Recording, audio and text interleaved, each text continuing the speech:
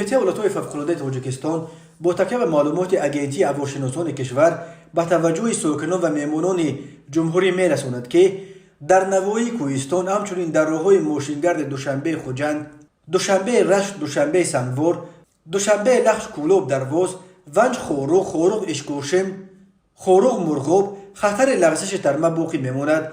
همچنین در نتیجه گرمی روزانه و آب شدن برفها و سردی شب باعث یخبندی درها می شود. از این رو از ساکنان و مهمانان کشور خواهش میکنیم در این روزها از رو در قطعه‌های خطرناک و آسیب پذیر به قصد جمع‌آوری ایزم راه اندازی کارهای دیگر خودداری نمایند. کمیته ولایت‌های فوق‌العاده به رانندگان مراجعت میکند که اگر سفر ضرور شد باید اول ماشین خود را از نظر گذرانند، چرخ‌های فرسوده را بانک عوض کنند، همه لوازمات برای این روزها ضروری را با خود بگیرند. کمیته از شهروندان خواهش میکند که در این گونه روزهای سرد و ترمخیز بسا احتیاطکار باشند.